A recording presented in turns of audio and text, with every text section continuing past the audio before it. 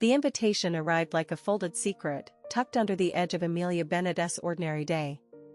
It bore the ducal seal, heavy with ink and expectation, and a name she had learned to fear in distant gossip, the Duke of Ashmire.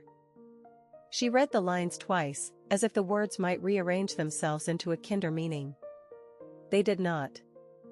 The letter spoke of an arranged match, of duty born of honor, of a life she might be asked to inhabit like a well-tailored gown that pinches where it should cradle.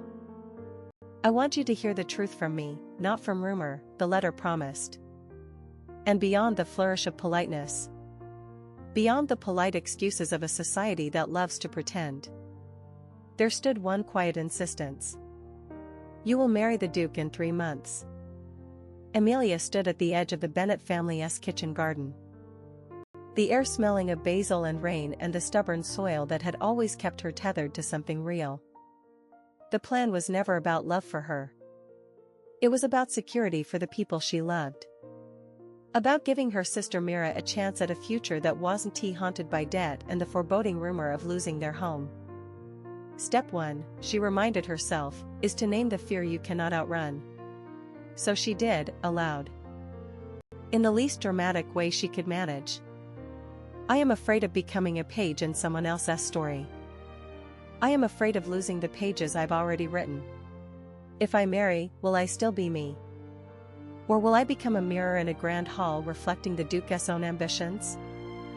The answer came back not with thunder, but with a quiet, persistent wind. It carried the sound of distant bells from the village church, a reminder that life kept moving, even when you wanted it to stand still. Emilia walked back inside and found her grandmother, Maid Bennet, sorting through a teetering stack of old letters and faded pressed flowers. Maeve always spoke in the tone of a patient librarian who had catalogued every sorrow in town and tucked them away in neat, labeled drawers. "Sometimes the right choice doesn't feel like the right choice until it starts feeling like a chance. You owe to the people you love," she said, brushing a petal from Emilia's sleeve. "Love is not a trap, dear. It's a staircase you decide to climb, one careful step at a time." Step 2, Emilia would learn later, was to acknowledge the heart's stubborn insistence that there might be more between two people than convenience.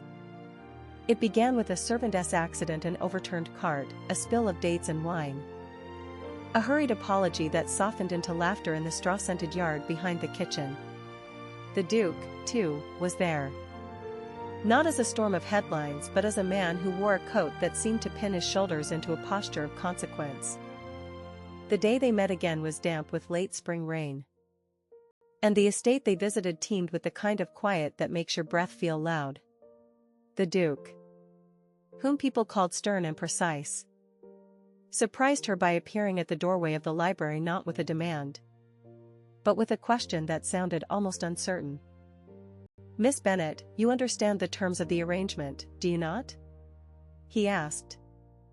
And his voice carried a hesitancy she'd never expected to hear from a man who wore a title like armor. Emilia's smile was not a bravado but a careful choice.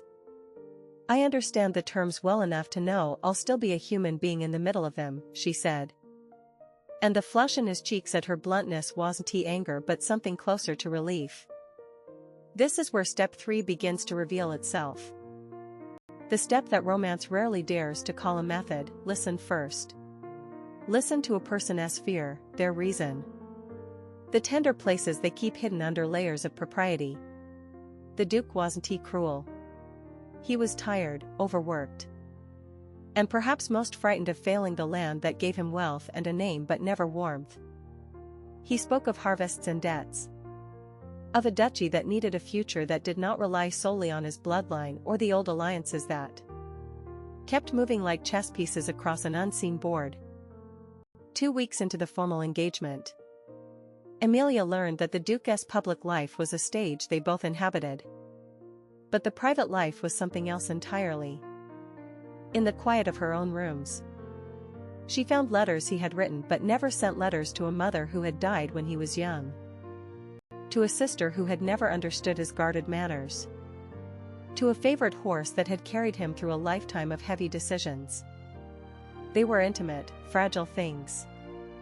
They spoke of longing and fear and something she recognized as hope, the same feeling she kept locked away behind a frown and a stubborn refusal to be anyone else's project. The moment of truth came on the night of a storm. The night the river swelled and the chandeliers flickered like small stars caught in a wind-torn sky. The Duke stood by the terrace doors, rain dotting his coat. A posture that spoke of demand and, in a surprising turn, vulnerability. "Emilia," he said. As if her name were a prayer meant to calm the thunder, "if we do this, if we marry, I want us to be partners. Not merely a union of lands and obligations. I want to learn what you teach about life, about hope, about resilience." She did not pretend to be miraculously brave. She took a breath, let it out, and said, "Then teach me to read your fears as clearly as you read your ledgers." Step 4 is the collaboration of two stubborn souls.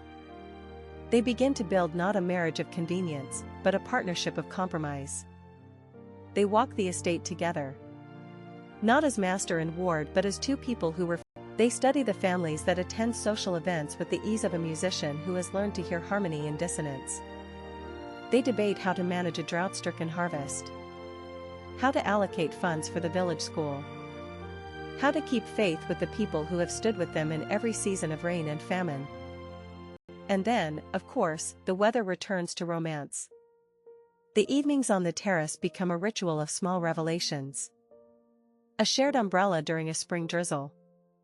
A kitchen bench where they count the day's work and the day's jokes. A walk through the estate where Emilia learns the names of the trees as if they were old friends who have stories to tell about the land and its heart. They discover that love does not arrive with a blazing proclamation, but with teeth-gnashing patience. Step 5.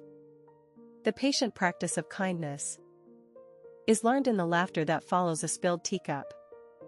In the steady hands that steady another when the world shakes. In the whispered apologies after a fight that might have ended too soon. The society beyond their doors is not kind or predictable. Rumors begin to gather, tries to cast their union as a sham designed to cement power. It is a test not of their affection but of their resolve to protect a life they are choosing to build together, which had saved many of his people from danger. Also threatens to undo him by insisting that appearances must never falter. That every smile must be calculated. That the public must never see him as weak. Step 6 requires more than love, it requires a vow. Emilia, who once believed happiness was a private affair, discovers that happiness can be a shared decision made in the quiet moments when they choose to stay, to listen, to work through fear, to forgive. To begin again right where they left off. The turning point comes not with a kiss but with a confession. The Duke reveals a memory. A night when he failed a neighbor in need. An act that made him vow to redeem his family's name through deeds, not brilliance alone. Emilia touches his hand. Not out of pity but as a partner who accepts his flaws as part of the mosaic of their life. In that simple touch there is a language that words cannot fully express, the language of being seen, fully seen, and chosen anyway. From there, the world begins to soften around their budding love. The Duke learns to listen without immediately offering a plan. Emilia learns to trust a future that she cannot dictate but can shape with her own courage and wit. They plant a garden together on the estate's southern slope. A living emblem of new roots and shared sunlight. They invite the people of the village to celebrate not their titles but their shared labor, their laughter. And the seeds they plant together, literal seeds that will yield a harvest and a metaphor for their life. Both growing because they refuse to quit. Step 7, the last of the guided steps, is the choice to persist.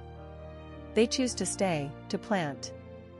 To cultivate a companionship that can weather doubt, loneliness, and the occasional storm. Love here is not a single spark but a steady flame. It invites others to believe that romance can be a daily decision. A practice of patience and generosity that grows stronger when tested. In the end, when the sun sinks behind the oaks and the estate glows with a warm auburn light, the Duke and Emilia stand side by side on the terrace. The crowd behind them is loud with cheer and relief. But they hear only the two of them, speaking a few careful words that sound like the simplest thing in the world: "We chose each other. We choose each other still." There is a final lesson tucked into the last scene. A reminder that a relationship can be both romance and nurture, both adventure and quiet ritual. The Duke speaks first, softly, with a boyish timidity he seldom reveals in public. "If love is a map, then we learn to read the landscape together, to follow the trails, to walk through the dark and find dawn." Emilia answers with a smile that is both invitation and promise, "Then let us keep walking, one day at a time." The camera, if there were a camera, would linger on their joined hands. The way their fingers are deliberately unguarded in a world that often teaches people to guard their hearts. The screen would fade to the gentle glow of sunrise over the estate. A symbol that any ending can be only the beginning if two people refuse to stop choosing each other. And so this tale is less about whether the Duke finally wins a perfect kiss and more about how a reluctant bride discovers she already owns the power to say yes. Not to a life carved by tradition alone, but to a life where two stubborn souls learn to meet in the middle, to listen, to defend, to dare, and to love with a tenderness that grows stronger with every ordinary day they share. The moral, if there must be one, is simple yet brave: love isn't a miracle.